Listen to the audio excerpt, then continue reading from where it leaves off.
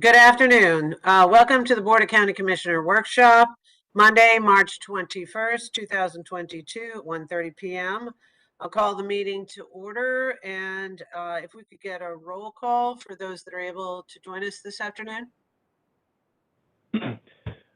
Good afternoon, Overman. Here. Cohen. Here. Hagan. Kemp. Myers. Here. Smith. Here. White. Here. Thank you. You have a quorum. Excellent. Thank you very much. The purpose of this workshop is to brief the Board of County Commission on the January 2022 cycle of plan amendments. Today we have 5 proposed plan amendments and 4 proposed text amendments to the comprehensive plan. No action will be taken today as this is a workshop, but this is our opportunity to ask questions and to address this so that we would be ready to consider transmittal or adoption at the public hearing scheduled for April 21st. With that, I will begin the amendment cycle of the comprehensive plan amendments. And Ms. Leinhardt, are you interested in introducing those, or shall I move on to the actual item? Thank you so much, Commissioner Overman. You can actually just call them by name since the planner is on them, but I do have one item that I'd like everyone to know about. The applicant for item A5, which is Hcpa 2206, has requested a continuance to the April cycle of plan amendments, so we will not be hearing that item today. Well, then maybe we might get done by 3 o'clock if possible. And, I'm sorry for the applicant, but I'm glad for the rest of us. So. Okay, so of course my VPN has just kicked me out again. I can't see you guys, but I'll be right there.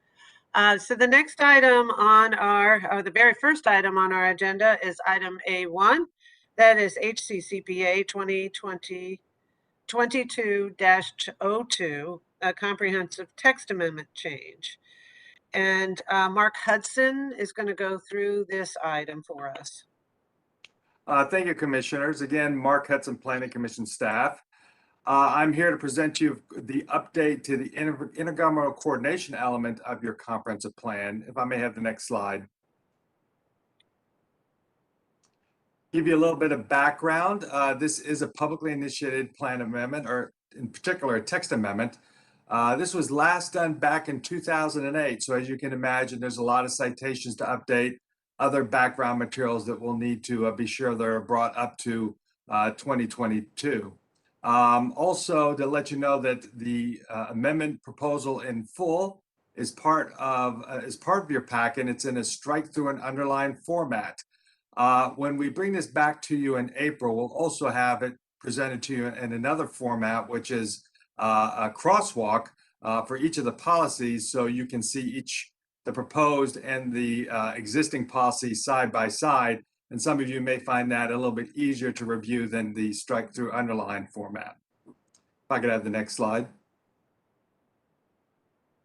Generally speaking, this element in this section details how the Hillsborough County will interact with other agencies and jurisdictions that are tasked to serving our local residents and ensure that their programs that they provide are well coordinated to ensure efficiency and effectiveness in their service delivery. If I could have the next slide. So what I've done here is I'm just going to go through very briefly each section, just to give you a very broad overview. We'll go in a little bit more detail with this when I bring this back to you in April. We looked at the introduction, the inventory and analysis, the future needs and alternatives. These are introductory or background sections. They're not part of the adopted element, but there are a lot of materials there that we updated, particularly the different citations. We also looked at the goals, objectives, and policies related to how we evaluate the comprehensive plan for Hillsborough County, how effective its implementation is. Through these coordination mechanisms, we perhaps in the future will develop other text amendments to the comprehensive plan to ensure that it is being fully implemented to the benefit of our residents. We also made some policy modifications to how we review private development impacts And in particular, we concentrated on how we do these development reviews that cross jurisdictional boundaries or within very close proximity of those jurisdictional boundaries to ensure that we're coordinating with the city of Tampa, Plant City, or Temple Terrace, as the case may be. Next slide, please. We looked at the policies related to environmental and infrastructure planning. We made some minor edits to those. Also, we looked at the mechanisms that are in place for coordination of planning and programming for public education facilities. In particular, we moved that to a more prominent location, as in the current ICE, it's a little bit of an afterthought, and we feel that this needs to be addressed and brought to that more prominent location within the comprehensive plan. We also updated policies associated with how Hillsborough County interacts with the Transportation Planning Organization and the Planning Commission. Next slide. There are policies that relate to the Council of Governments. That group has met very infrequently over the last decade, and we've removed those references.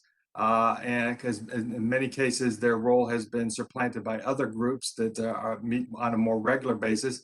Doesn't mean that they can't come together to address new issues, but we felt that there was not necessary to draw them out and actually have that within this document. We updated policies related to social services. And particularly, we are revising the term economically disadvantaged groups to the broader, more current term underserved communities, and the definition is part of that packet. Also, there's been some discussion about disbanding the element related to economically disadvantaged groups, but there's many concepts in there that we want to share continue to be covered. And we brought about 7 policies from that element into the ICE to be sure they continue to be addressed.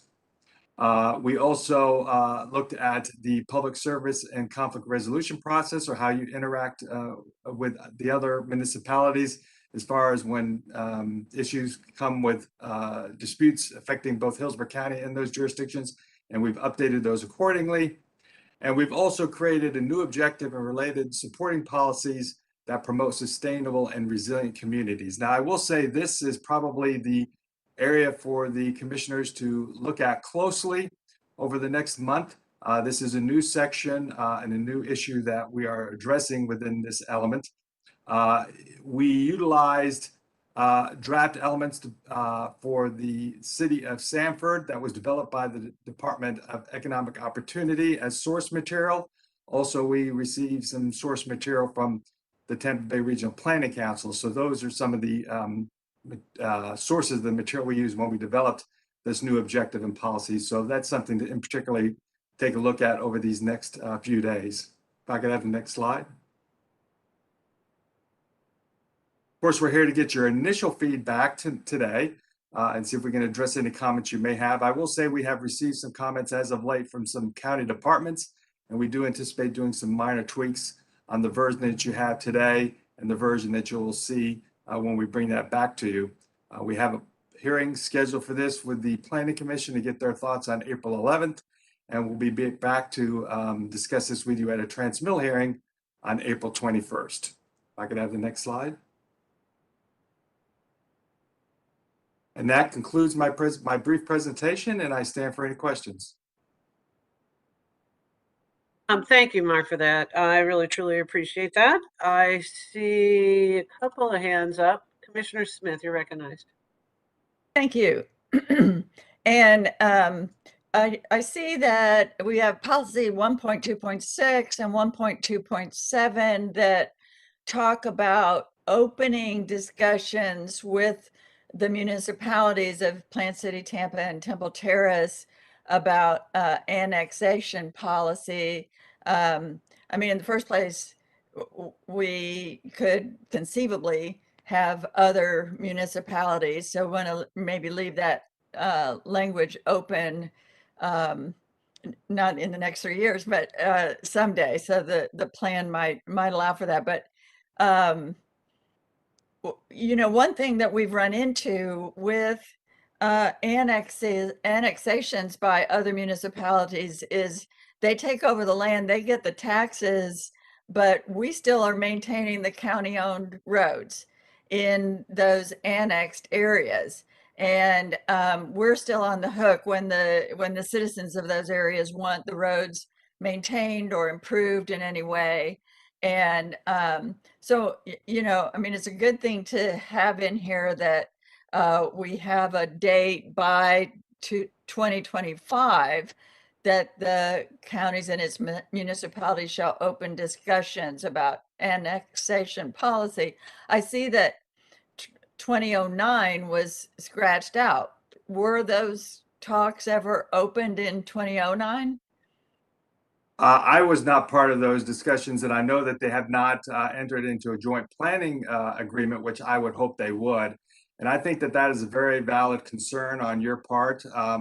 When the municipalities annex areas in that are along a county roadway, there may be a point, you know, when say 51% of the land is actually abutted by city lands, that they should take over control of that road and be responsible for its maintenance. And I think that would be a particularly good topic for these discussions.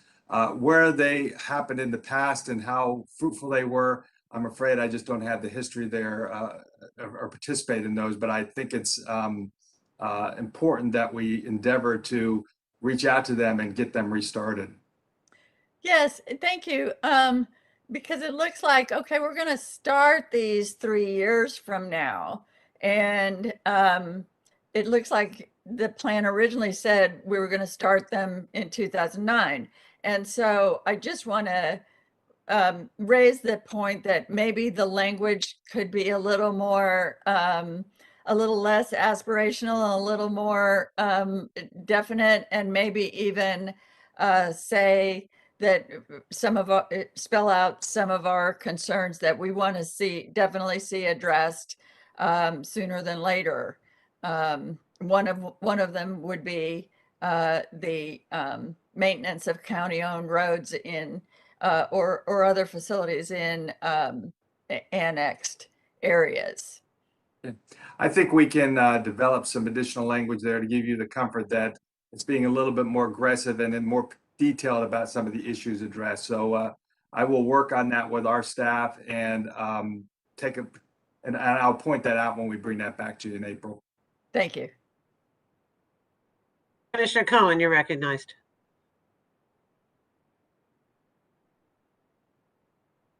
Commissioner Cohen, we can't hear you. Sorry about that. I'll be brief. I was interested in what you said about getting information on resiliency and sustainability from the Tampa Bay Regional Planning Council, because I sit on that and I know they're doing a lot of really good work in that area. And I was going to suggest to you that you also reach out to MacDill Air Force Base as part of this effort. I think sometimes in reaching out to the local governments, we forget that the base is also something of a constituent. And in this particular case, my understanding is they're doing a lot of the work related to resiliency and sustainability in terms of the coast of the peninsula. And I just wanted to suggest that they might be brought into the mix in that discussion. I will definitely reach out to them. There is a representative from MacDill Air Force Base on the Planning Commission. I'll start with him as a contact and then see if he directs me to other members of that military facility and get their input. Thank you. Excellent catch. I hadn't thought about that, but that's absolutely appropriate. Commissioner Kemp, you're recognized.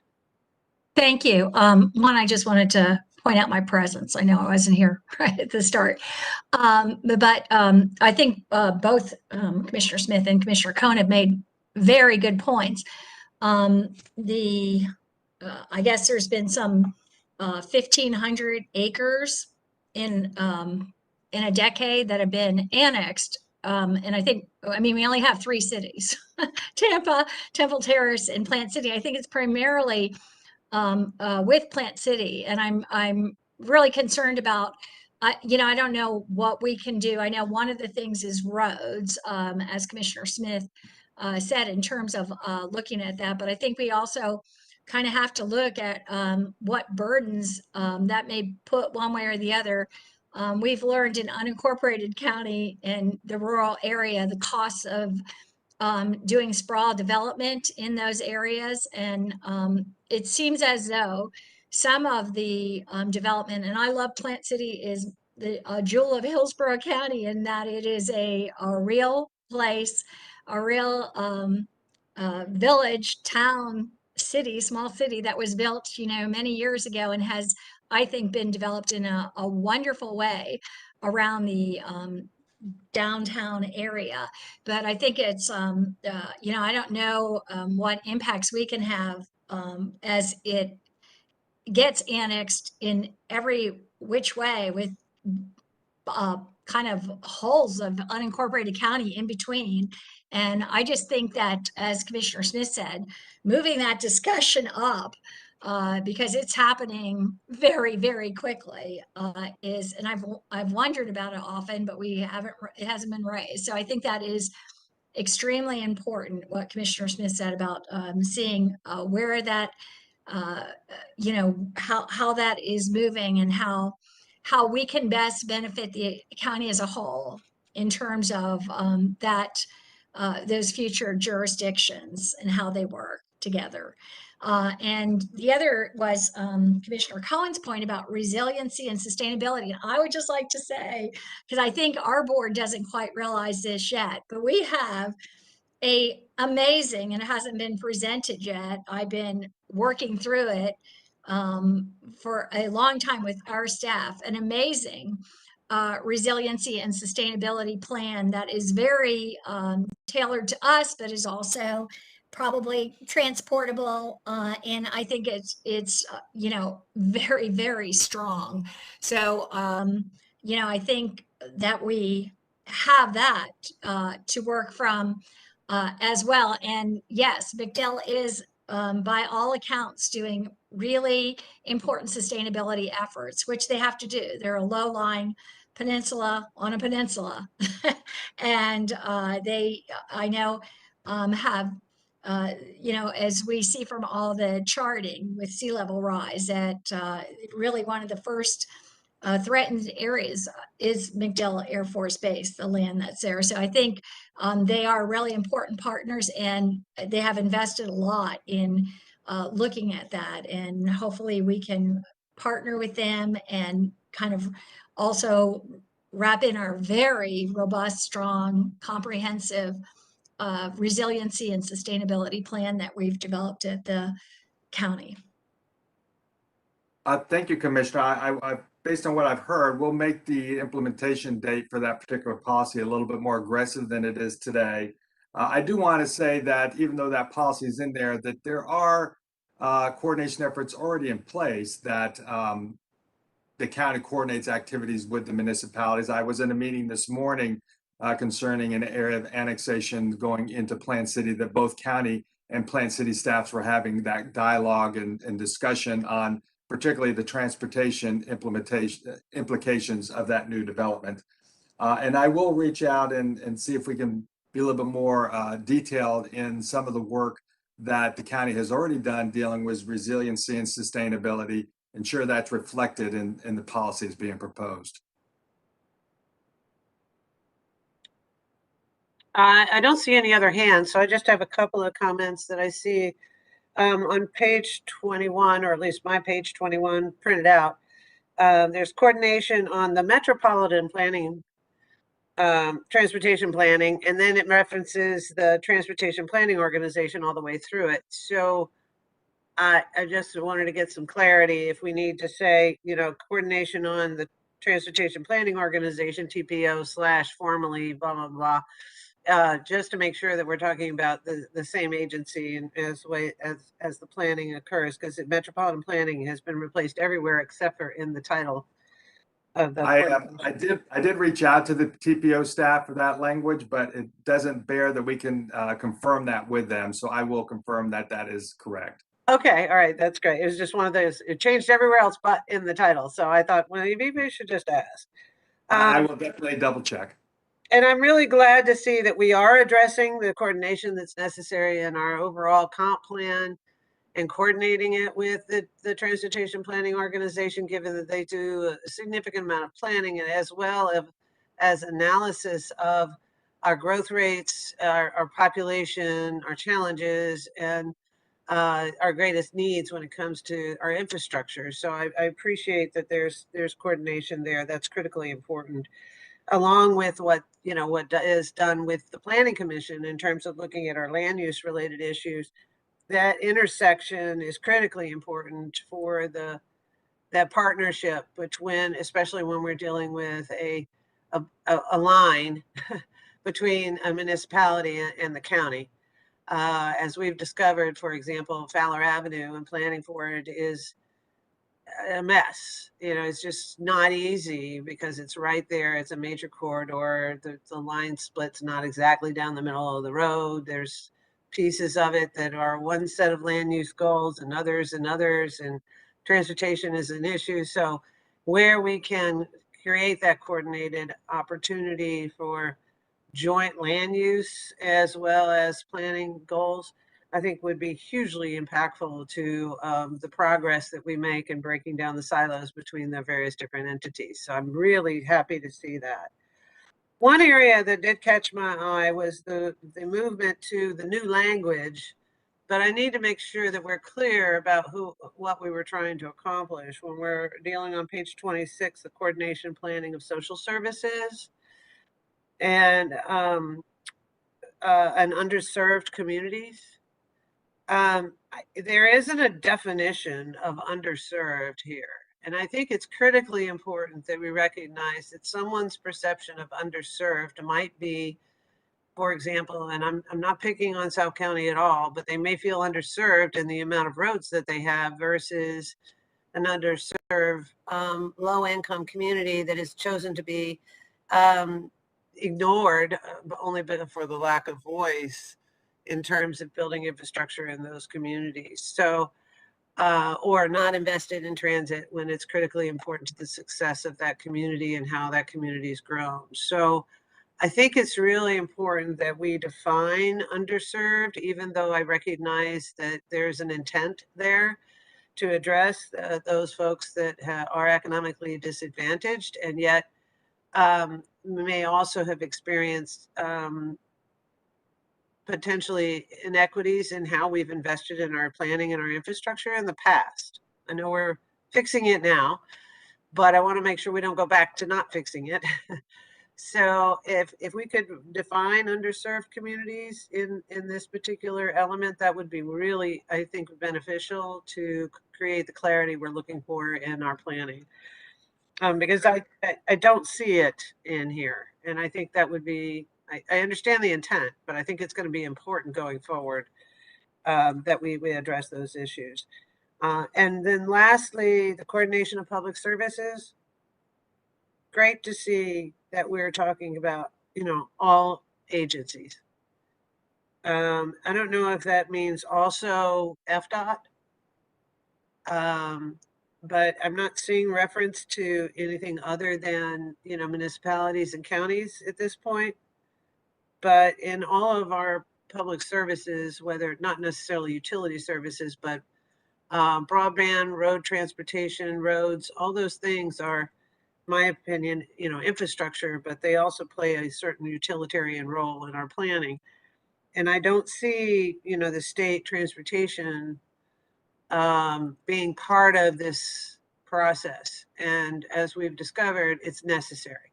It truly is necessary. So I'm not sure where it needs to go all throughout the document, but I think it's a critical element of it because so much of our planning right now is tied to access to housing, access to jobs, and access in general through our transportation planning. And I think if that's not embedded in this, we're not going to get quite where we need to go, but I think we can get there. And that will address the other comments we heard earlier about resiliency. Because it really will bring that round robin into where we are. But I do believe that it would be beneficial to see if there's some way that we can also reference the state-related agencies that we partner in when it comes to services, social services, as well as infrastructure services as part of our planning. So thank you very much for your work. This is impressive. Thank you, commissioners. I heard your comments and we'll be sure to address each of them in the draft you see in April. Excellent. Thank you so much, Mr. Hudson. I appreciate it. Thank you. Not seeing any other questions from the commissioners, we'll move on to the next item, which is A2. That is Hcpa 2203, a future land use map change presented by Jillian Massey. Jillian? Hi, good afternoon, commissioners. I'm just going to share my screen.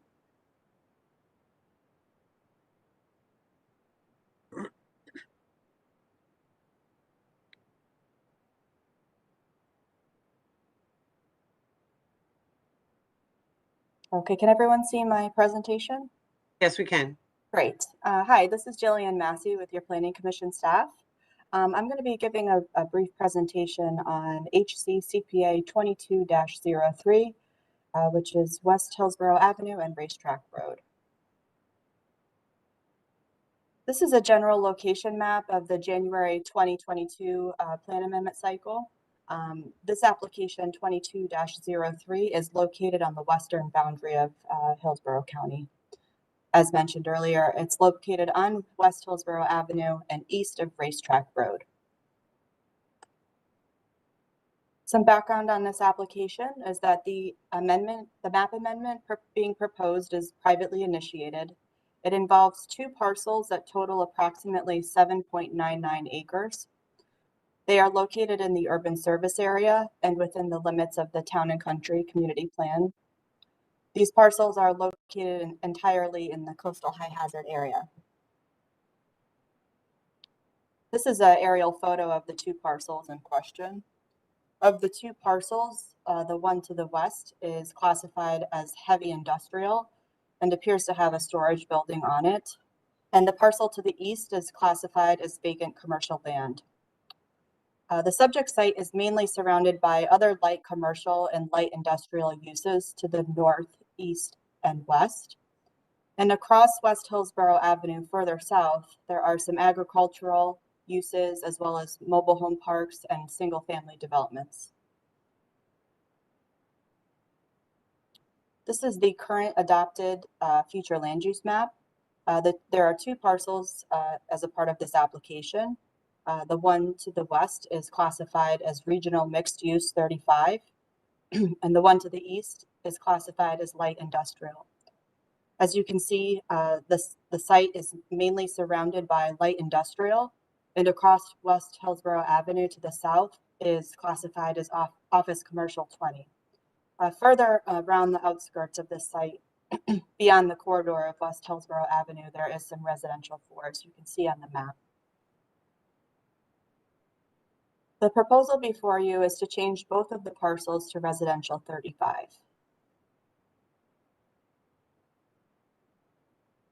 This is a table that outlines the potential impacts of changing those two parcels from regional mixed use 35 and light industrial to residential 35. The proposed amendment would allow for an increase in residential density. Currently, 120 units would be permitted, and the change would allow for up to 279 units. And the amendment would allow for a decrease in commercial intensity. So currently, approximately around 450,000 square feet of non-residential development would be permitted. And the change would equate to approximately 350,000 square feet, however, would be capped at 175,000 as restricted by the residential 35 land use category. So 175,000 would be the max permitted. Currently, the uses allowed in the two categories of the parcels are uses such as processing, manufacturing, light industrial, residential, retail, commercial, and office. And residential 35 permits uses such as residential, neighborhood, commercial, office uses, and multi-purpose projects and mixed-use developments. But overall, as mentioned earlier, the proposed amendment would allow for an increase in residential density and decrease in commercial intensity. That concludes my presentation on 22-03, and I'm available for any questions. Thank you. Thank you, Ms. Massey, for that presentation. Are there any questions from the commissioners? I'm not seeing any. So with that, we will move on. Thank you very much for your presentation. I just have a question. Okay, Sorry, I had trouble getting my hand up there a little. get up now. Very good. Yes. I just like, you did say it's in the high hazard coastal area, correct? That is And correct. so in terms of that, in terms of residential development, are there any overriding state issues, statutory issues, concerns? That is something that I would need to look more into, but we did get some feedback from the county, the hazard mitigation group, and they do have concerns with regards to this. The proposed change would allow for a significant increase in residential density, which could have an impact on the coastal high hazard area. And I will, provide those comments to you in your packet and in the staff report that will be brought back to you next month. I would have to look more into any other outlying issues that may come along with the coastal high hazard area. I would certainly like to understand that better, because I know that that area in particular is a very precarious area in terms of what could occur there, just with regular sea level rise, but as well if a storm of even not a Cat 5, but a Cat 2 or something, and the impacts that it could have there. Right. Commissioner Smith, you're recognized. Thank you. Just quickly, good question, but so you said that emergency management staff had some comments, but they're not in this packet coming to us? They were not in your briefing packet, but they will be included in the staff report for the public hearing. And this is a small text amendment, so we'll only have the one public hearing, correct? Yes, I believe that is correct. So I just don't understand why those comments weren't included at this point. It seems like it would have been better to have that now while we're discussing it before it comes to it. If this is, our last chances at the hearing. I understand. Commissioner Smith, if you don't mind, I can jump in here. Melissa Leinhardt with Planning Commission staff. Typically at the workshops, because we are just going into kind of the high level and we're not making a consistency finding as of yet, we do not provide the agency comments, and often they're not available at this time. So, so between the briefing or the workshop and the public hearing, we digest the information, follow up with the agencies if we have any questions, and discuss it internally before we bring it back to you next month for the public hearing. But at that time, we will go in depth with the agency comments. I see. So we don't have any, comments on the transportation impacts at this point either, which will come later? Yes, not at the workshop stage, no. All right, thank you. Thank you.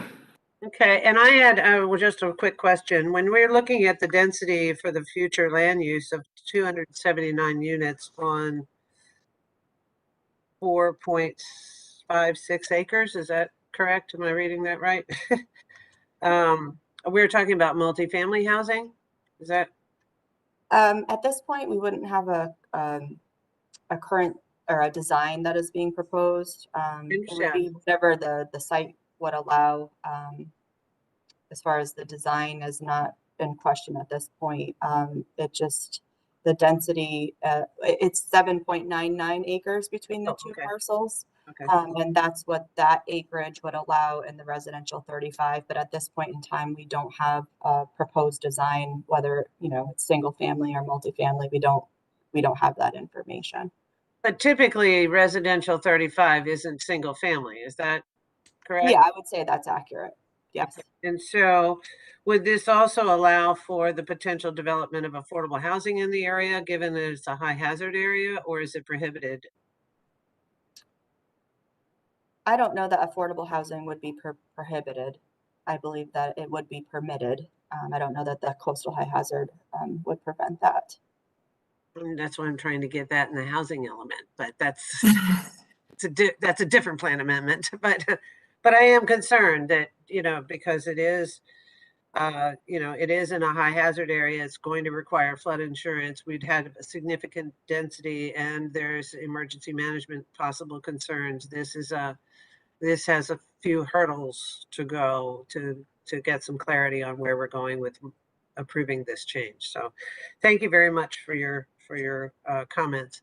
I'm not seeing any other hands. Any other comments from the commissioners? Excellent. Thank you very much for your presentation. I appreciate it. I really Thanks do. so much. With that, we'll move on to the next item, which is Hcpa 2204.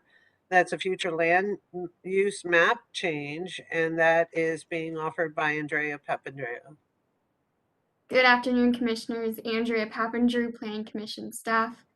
If you give me one moment, I'm going to share my presentation. Thank you.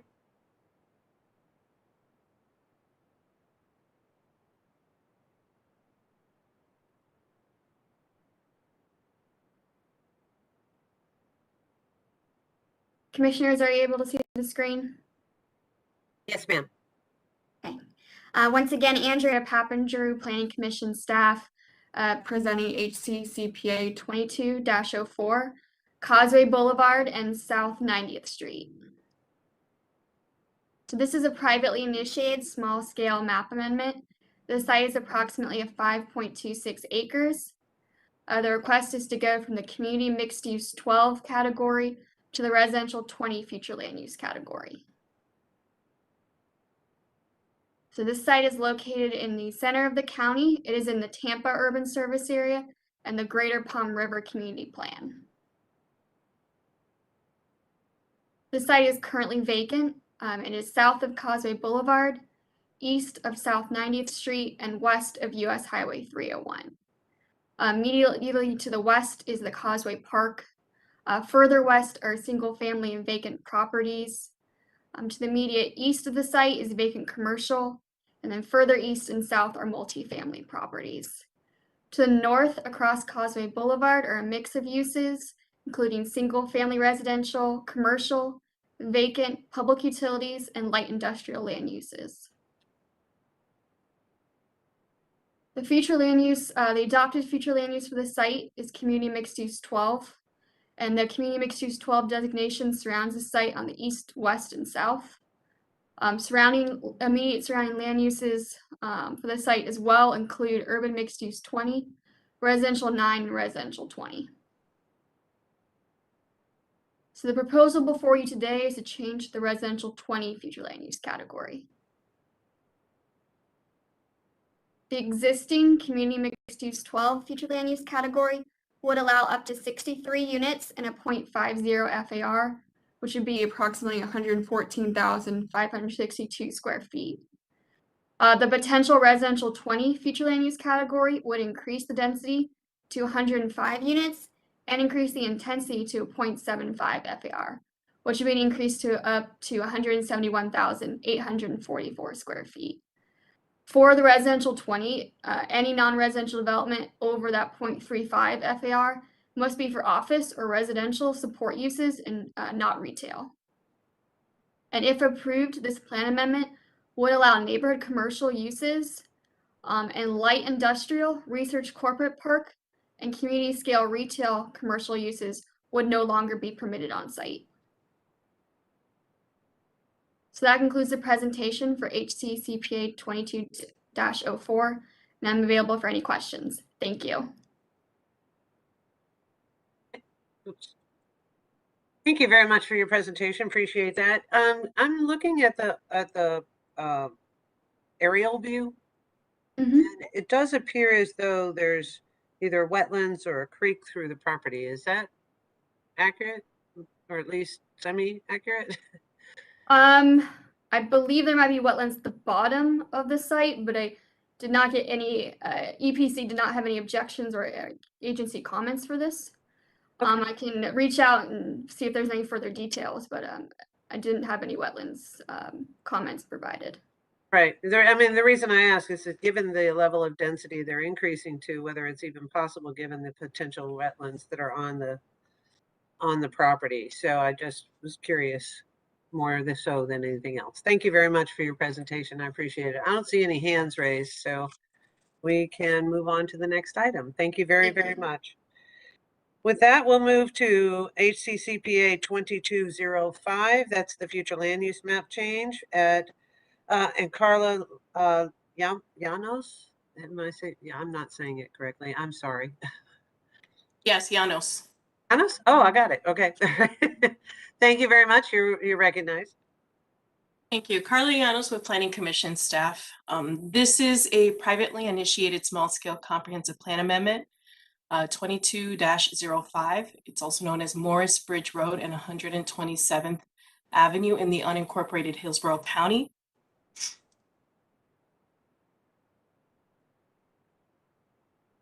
The project is 39.6 acres in the Tampa service area, and it's also in the Tono-Tasasa community plan. The property borders the city of Temple Terrace jurisdiction and is located west of Interstate 75 and Morris Bridge Road. And it's also north of Fowler Road, abutting 127th Avenue to the north and the south.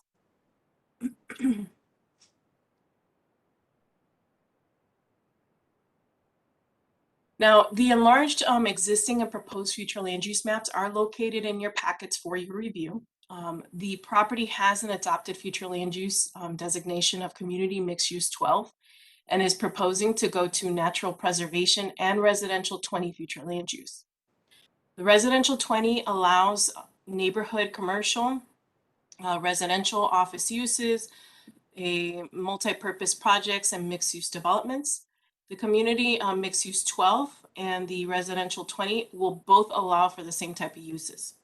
Now, the natural preservation, however, allows for open space and passive nature parks. Okay. Now, the area is composed of a variety of different future land use designations. Immediately to the west is the community mixed use 12. To the east is the suburban mixed use 6. And the property abuts the city of Temple Terrace to the north and the south, as previously mentioned. And within the city of Temple Terrace, the urban mixed use 20 is found to the north and the residential 9 is found to the south. Now, again, the subject property is 39.6 acres. There are a lot of wetlands on the property. The property will be evaluated in detail at the rezoning stage. We will look at, the existing future land use designation of community mixed use 12. And this basically allows for 12 dwelling units to the acre or an FAR of 0.50. And if you calculate that, it comes out to a maximum of about 475 dwelling units or approximately 860,000 square feet of non-residential. So that's under the existing. Now, the proposed residential 20 and the natural preservation gives you 0 density and intensity. So at this point, we'll just be calculating off of residential 20. So the res 20 will occur on 18.12 acres only, and the rest of it would be natural preservation. So this would allow for a maximum of 362 dwelling units or approximately 600,000 square feet of non-residential. Now, the difference between the existing and the proposed is a decrease of 113 dwelling units and a decrease of 270,000 square feet of non-residential. Okay. Now, this plan amendment will go to the BOCC briefing on March, it will go to, I will continue the review, apologize, and I will provide a thorough staff report along with, agency comments and all of the MAT series and any supporting documentation to you before the public hearing. It is scheduled to go on April 11th, 2022, and to the Board of County Commissioners yourselves on April 22nd, 2022. And I will be glad to answer any questions you might have.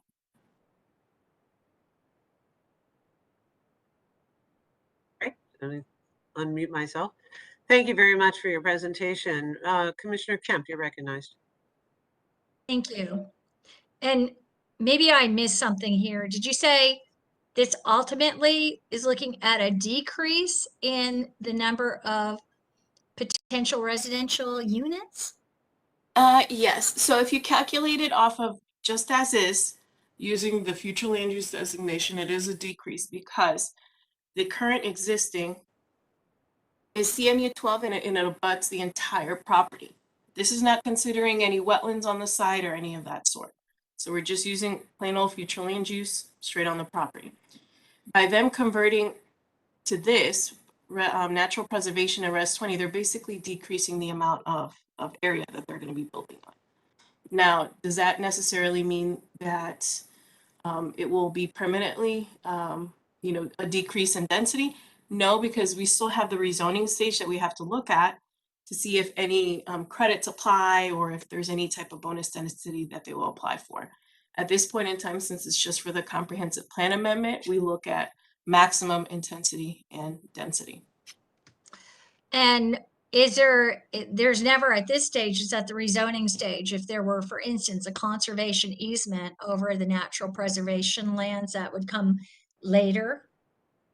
So if you are designating to natural preservation, that provides you 0 density and intensity. So basically they cannot use any of that area in calculation for their density or intensity. The only thing I would probably look at during the rezoning stage, and this is just later down the road, is probably this area here, the Res 20. It might have a potential for wetlands or uplands. There might be some credits there. We are not sure yet. It's premature. They would need to do some sort of environmental study or a survey to be able to provide accurate information regarding wetlands and any type of uplands vegetation that they might preserve. And is this land kind of like a finger of unincorporated county into with Temple Terrace surrounding it in the north, the west, and the south? Yes, so this dotted line, and you'll have a bigger one, bigger image in your packets. The dotted line represents Temple Terrace. So yes, it's kind of like sandwiched in between, pockets of Temple Terrace there. Is also to the west the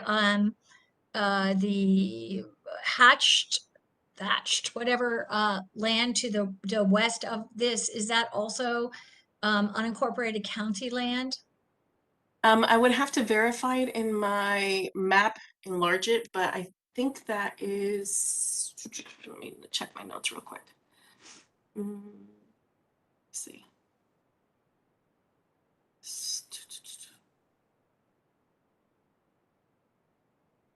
Commercial. Yeah, immediately to the west is Community Mixed Use 12. Yeah, so that is unincorporated Hillsborough County. Okay, so it's like so it's this, it's this area here. This is Temple Terrace. To the south and to the north, and I guess off the map to the west. Yeah, further down this way, yeah. But this portion here, it's unincorporated. Okay. And I'll just say one thing about the last presentation and this one, and for me, is I am starting to grow really concerned. One thing I have really tried to do very hard is not allow for any future land use changes, as people who know that I've looked at this, outside of the urban service area. I become more and more alarmed as we increase these densities. They're already denser than, for instance, a typical suburban use would be. But I become alarmed at our very, very, very underfunded transit system. And that is that especially to the last piece. And I am becoming increasingly alarmed because while I feel you can build densities within the urban service area, and that's a good thing to do, it's not a good thing to do if you have the most underfunded transit system in the nation, bar none, by a long shot, not a little bit. And if you're not able to service, as we aren't, we've heard recently that we have 19 routes that are 1 hour service and 11 routes that are a half hour or less. And so I just don't see, I'm having more and more trouble making a commitment to do anything until we find out that we can at least make a little bit of a remedy in that area. So I'm just saying this is a really, really growing concern that I just keep looking at in the last few months, and knowing what's coming up, knowing what we're looking at, that this is, when I look at development like this, I'm really concerned about how you do it without at least a baseline transit system. not with bells and whistles and all kinds of investment, but at least a reasonable transit system for our area. That's a very good comment as well. I know that transportation has provided some initial comments, and they do have this area planned for future bus routes within, believe it's in the 5 to 10 year span plan that they have. And it will be provided also in your staff report, so you'll see their comments there as well.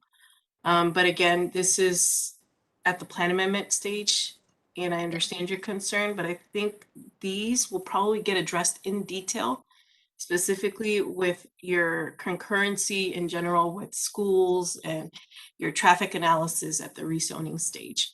I believe they have submitted an application, but it's still under review and it's not been finalized. I understand, but we've had decades of not addressing it, even. And when we say 5 to 10 years, that's pretty far out, to have people stranded all over the county without any kind of service besides having to buy a car, and with the rates of gas and everything else in the future. I'll just leave it at that. Commissioner Smith, can I ask your indulgence as I hand you the gavel so that I can ask a quick question and Sure, allow sure. time Go to ahead. proceed? Go ahead. And I appreciate, Commissioner Kemp, your comments. What I'm more concerned about in looking at the maps is the connectivity of our wetlands and our wildlife corridor through here. It looks as though, from what I can see in the figure 5 of this, that there's a creek that runs, or I guess it's Morris Bridge, but there's a creek that runs under I-75 at this location, and it runs along the property edge and makes the connection of basically the wildlife trail that a lot of our wildlife travel along, these creeks and tributaries that feed most of the green wetland areas all throughout this area. And this appears to be one of the remaining streams because of 75. I-75 has cut off a lot of that corridor. And while it does appear as though there's a bridge there, it's kind of hard to tell, but it does look like there's a bridge there. It runs alongside of this property, and there's wetlands on both sides of what looks like the property line. So what goes in that preservation area, or what's even possible in that preservation area, and what invades or impacts that area will have a large impact on the wildlife corridor that the little bit of it that we've got left. That whole Morris Bridge Green Swamp area is just to the northeast of that. And this looks like one of the remaining pieces. So I have some concerns about the maximum potential density and what is actually built there. And I'll give you an example. Right on the edge of the USF Preserve is a gigantic apartment building that somehow we got approved. And when I saw where it was, I'm like, how did that happen? This is how that happens. This is exactly how it could happen. So I'm hesitant to consider much more than what I'm seeing here. But I do think it's important for us to recognize there's a little tiny strip of connection there.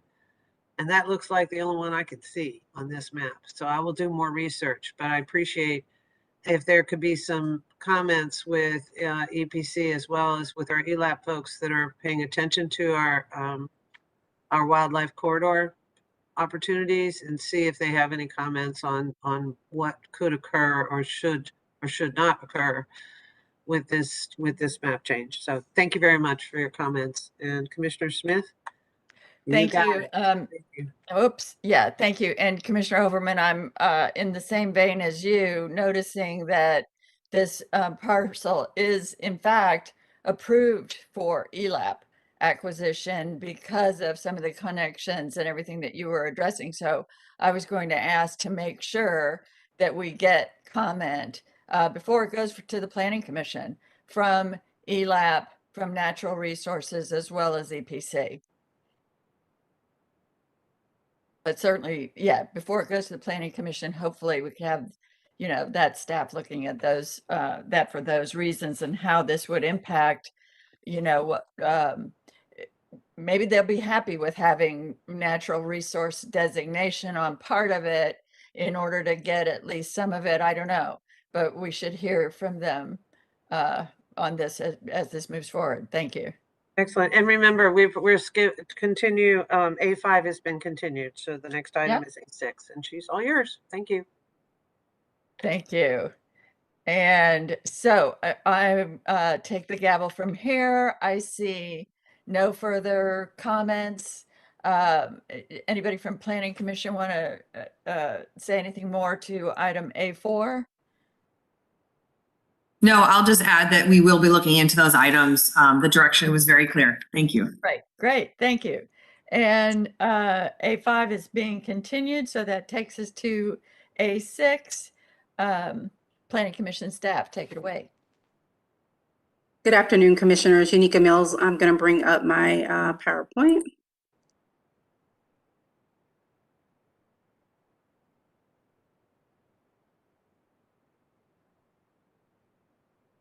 Can you all see that presentation? Yes. Again, good afternoon, Commissioners. Hcpa Mills Planning Commission staff. I'm here to present the next two items actually on the agenda. Hcpa 2115 and 2207 will be made as one presentation. This site is located within the southwestern portion of unincorporated Hillsborough County. Here is an aerial of the site. As you can see from this aerial, the uplands have decreased significantly over time, as the pink outline is where there once were uplands for the site. To give you some background, this is a privately initiated plan amendment. This amendment did come before you all within the July 2021 cycle. Previously, it's small in scale, a 9-acre island located within Tampa Bay, just west of the Apollo Beach area. The site is located within the coastal high hazard area, and currently the site is without a future land use designation. Currently, the site, again, is without a future land use designation. Other future land use designations within the area include Office Commercial 20 within the Apollo Beach area, as well as a presence of Residential 6 and Natural Preservation.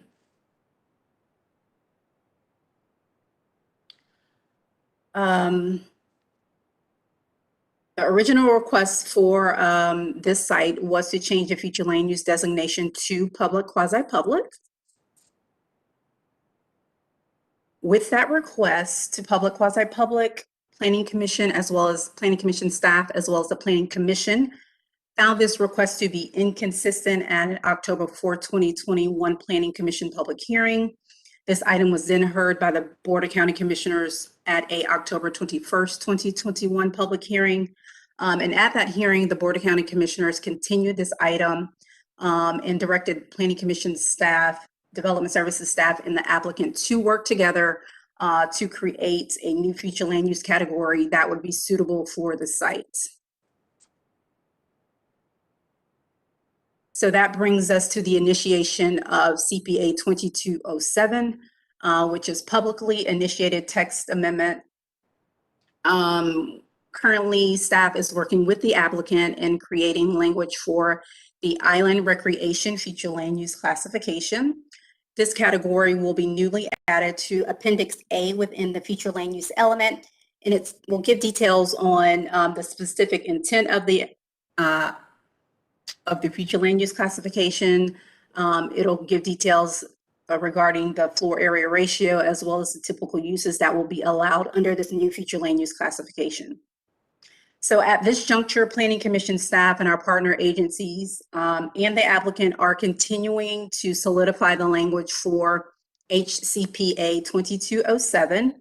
Some of the main topics that we are discussing currently are the allowance of a caretaker's residence. As you will see in the backup of your packet, there is the allowance currently for the caretaker's residence. So that is allowed, but we're also continuing to discuss the logistics of such things as public facilities, solid waste, potable water, and emergency services. So with that said, as we are moving forward and continuing to have conversations with the applicant and formulating the language for CPA 2207, this item is originally scheduled to be back before you on April 21st, 2020. That may or may not happen since we're still trying to formulate and solidify language for CPA 2207 and working continually with other Hillsborough County agencies as well as the staff. That concludes my presentation. If you have any questions, I'd be more than happy to answer them. Thank you. Thank you. So I got a little bit confused because I think I'm working from an agenda that maybe has some mistakes here. I mean, so we're on A7, which is 2207. Right. At the beginning of the presentation, I stated that I was going to make one presentation for both the next two items. Sorry if you misunderstood. Okay. No, actually, Anika, I was supposed to be A6 for the Energy Industrial Park. I think you, but maybe you just went early. That's okay. We just reshuffled things a bit. Commissioner Smith, sorry for the confusion. Well, and then what was also confusing me is A6 and A7 on my agenda both say 2121. So, or one is 2121, this one is 2115, but it is now 2207 because it came to us as 2115 originally. No, 2115 and 2207 go together. So that's why she presented them back to back. They both deal with, the islands, recreation, future land use category. But my item that I'm presenting is the Energy Industrial Park, which is A6, and I'll go last. That's fine. Right. I was texting my staff. What happened to A6, the energy park? Okay. All right. Thanks. I'm with you now. Thank you. So, with that, I'm looking around and I see no hands raised virtually. With this island recreation future land use that's come to us, so I'm hearing rumors that this could end up being like overwater cabanas, some pretty intensive uses here. And I know that, we've had earlier years ago comp plan amendments looking for things like, swim with the dolphins,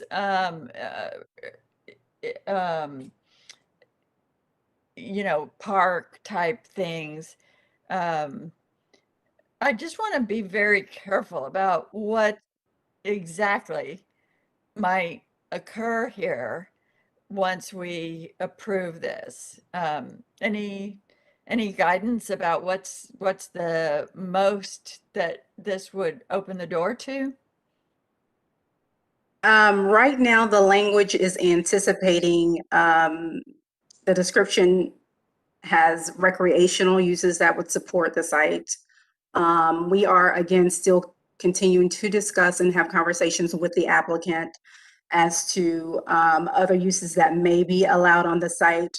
But it's not staff's intention to really intensify the site. We have to take into consideration that this site is located within the coastal high hazard area. So we have to take that into consideration. I'll say it's coastal high hazard area. I mean, it doesn't get more coastal high hazard than a 2-foot high island out in the middle of the bay. There's a Peggy Matthews online. Is she with Planning Commission staff? No, Commissioner, she is actually the applicant for this request. That's what I thought. And so at this workshop, though, we're just it's just staff and commission board members speaking. So Ms. Matthews, I'm sorry, we'll have to get to you when it comes to the public hearing, or in between, but not at the workshop. Commissioner Kemp, you're recognized. Thank you. I just was, this is just kind of a technical based question, but when you, at the beginning, you showed the island like a Google map picture, which it looked like there were several kind of, underwater breakers are almost going out there, like little underwater islands. And then it showed the island. Then it showed if you can show that again, I don't know, the dotted line around it. And then it said 9.2 acres upland. But then the dotted line kind of went over what seemed to be underwater. Is it just the dotted line doesn't really cover the uplands precisely? That is correct. The uplands have over time decreased. So that is why you're seeing a difference in the outline pink line. They don't align with the uplands currently. So if we recognize 9.2 acres of uplands, but does that mean there's not 9.2 acres of uplands? No, that means that currently that's what this application would only apply to, the 9.2 acres that are currently there. I see. That Well, pink outline. okay, I've got it. I just was confused about that. So I wanted to clarify. Thank you. Mm-hmm. Yes, and good question, because these islands are very dynamic, and with one storm may blow a bunch of sand to accretion on one side, but the next storm may take it away. So the land is dynamic on these kind of barrier island type of situations. All right, seeing no more board discussion, we can move backwards in time to A6, the Energy Industrial Park. Yes, ma'am. Thank you. Sorry. We all shared a little bit of confusion there. I think Unica was just excited to present that information. Thank you. HTV, could I have my presentation for 2121? Thank you, Dan. So for the record, Melissa Leinhard, Planning Commission staff.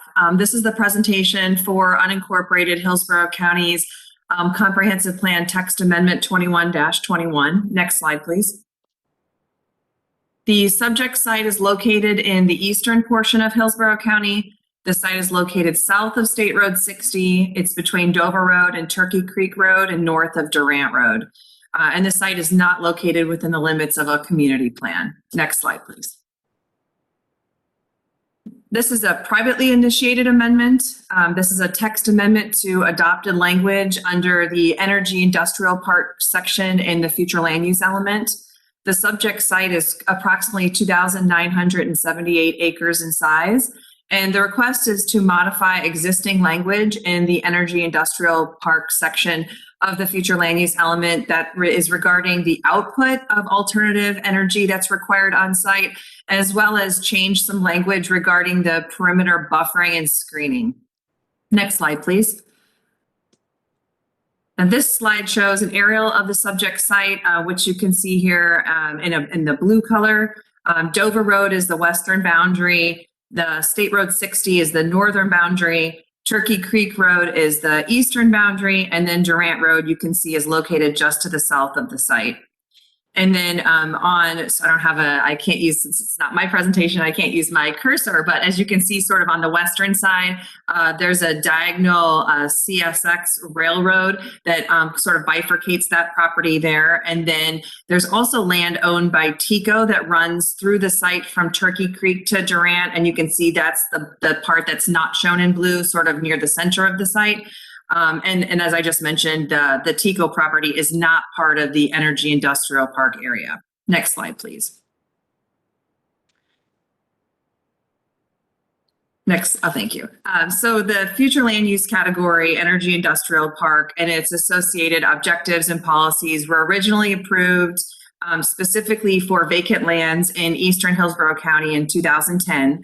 That was part of a privately initiated text amendment that created the future land use category and also its associated policies. At the time of the text amendment, there was also a map amendment to the site to change the future land use category.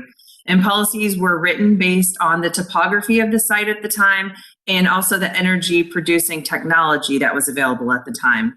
And in 2010, when the map and text amendments were approved, there was also a large public outreach effort. Next slide, please. So this is the first of two major changes to the text of the Energy Industrial Park language. The applicant is proposing to delete the words preservation of and then add the phrase or similar visual features on the project perimeter with the intent to screen the project. The applicant is proposing this change in order to provide some flexibility for future development, while also still attempting to maintain the integrity of the original requirement. And that was put in place to address the compatibility of future development of this area with the adjacent residential neighborhoods that existed and still exist today to the west and to the south. The applicant asserts that the man-made perimeter berms were created decades ago and may not have the structural integrity that they once had. And the applicant is currently employing geotechnical experts to review the existing berms, but that report is not available as of yet. Next slide, please. And this brings us to major revision number 2. And currently the adopted language reads that there needs to be two renewable energy producing facilities. The proposed language modification would allow for two options. So either one, keeping the language that is there adopted right now, that there be two renewable energy producing facilities with the required production outputs. But this would add a second option that there be one renewable energy producing facility, but it would have double the required production output. The examples of some renewable energy include biomass to energy, wind, solar, aquaculture, and municipal solid waste to energy. Because this field is ever changing, other renewable alternative energy technologies will also be permitted per the adopted language as they are deemed feasible and become available. Next slide, please. And the next steps are 3 more meetings. We have the public hearing at the Planning Commission scheduled for April 11th. And then you all will see this next month on April 21st for the transmittal hearing. And then June 16th is the scheduled date for the Board of County Commissioners adoption hearing for this item. And that concludes my presentation, and I'm here for any questions that you may have. Thank you. So it's just changing those two points, the change of the screening and the change from 2 renewable energy facilities to 1, but with double the required production. That's the only 2 changes to this. Yes, ma'am. Comp plan category. Yes, there were. So there are a couple minor spelling changes, which I didn't point out as part of my slide, and that'll be in the backup for next month. But those are the 2 major changes that actually have to deal with the implementable language. There was originally a different proposal as part of the October cycle. This is now part of the January cycle, and that included some changes that were that kind of changed it a little bit more intensively or a little bit more they were bigger changes. And after talking with the applicant and their representative and just talking with internal staff, we just thought this is a better direction to sort of provide them with some flexibility, but not augment the language too terribly much. So we gave them that feedback, and then they revised the application to just include these two major changes. Interesting. I was watched this with great interest the first time it came around, and I'm sure I won't be able to restrain myself from going over that history when it comes back. Sure. But I won't do that today in our workshop. Commissioner Kemp, you're recognized. Yes, it is also very interesting, and it's only a piece of that big 2010 amendment that I'm sure will be talked about, but it is a big piece, 2,978 acres, as you point out. So the way that this future land use change, if approved, would go is that it would be restricted, again, just so I'll be totally clear, to energy production exclusively. Yes, there are some ancillary uses that are allowed as part of the adopted language that was adopted in 2010. But yes, that is the purpose of it, for the energy industrial park area to have the renewable energies. Yes. Okay. Okay.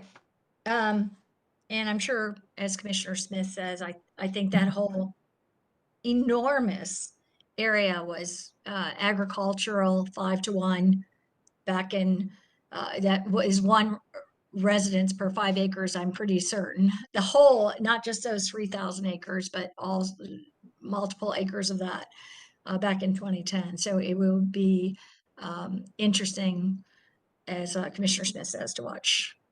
Yes, it was residential 1 and AR 1 and 5. You are correct. Back in 2010, before it was changed to EIP.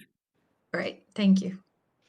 And how big is the whole EIP? It's just shy of 3,000 acres, so it's 2,978 acres. Oh, I thought, so, okay, so I got a little bit confused because Commissioner Kemp was referring to a part of the 3,000 acres, but the 3,000 acres is the whole, thank you, the whole, Yes, ma'am. I see the head nodding, is the whole EIP. And in fact, this comp plan amendment would apply to the whole EIP. Yes. Okay. Yes, ma'am. Great. Got it. Thank you. Yes. Commissioner We're not changing the map at all. This is just changing the text underneath the description of EIP. So it would then therefore apply to all of the map area of the energy industrial park, which is the entire, just shy of 3,000 acres. Yes. Commissioner Kemp, you recognize? Yes, I think she just said what I was going to say, is that I was just referring to this part that we were looking at rather than the entire land designation that was changed in 2010, which is probably, this is probably 1/5 of, or something like that. It kind of looks, if you look at it, You're So- confusing me again. Oh, sorry. Because the whole energy industrial park is 3,000, almost 3,000 acres. We're not, this Yes. comp plan amendment doesn't just impact one piece of it. No, it impacts all of it. So maybe I wasn't clear about that to begin with. And maybe it would be helpful if Oh, Dan, could this you bring my clarifies it PowerPoint then. back up? Thank Maybe if you. Dan could bring my PowerPoint back up, I can I show you all the map. misunderstood. Right. No, I think we're straight now. Thank you, Dan. Yeah. So I think we need slide probably 3 is my guess. Okay, maybe one more. The blue one I feel like is a little, I'm sorry, the other way. That one. Thank you very much. So this is the entire EIP area. And so the text would have, the map is not being touched at all. So there are, from my understanding, there's at least 2 property owners. I think there's one that owns the property to the west and one that owns the property to the east. However, this text amendment would cover all of the blue area, which is the entire EIP designation in unincorporated Hillsborough County. There are no other areas. This is the sole area. Okay. Thank you so much. I think we. Sorry. Thank you again, because I was confused. I'm happy to I clarify it. understand that exactly. I was not from the Right. transferring a map to map. Okay. Well, it's a bit confusing too, because it while it's a text amendment, it does affect an area on the map that's the only area on the map that's energy industrial park. So it's unique in that way. Mhm. I see. Okay. That actually straightens it out. Okay. Okay. Seeing no other hands raised except for Commissioner Kemps, who I think is going to take it down in a minute. We can move on. Wait, we should be done because we did 8 already. Yes, ma'am. All right. So anything further, Ms. Leinhardt? No, ma'am. Thank you. Seeing no further board discussion, we're adjourned. Thank you.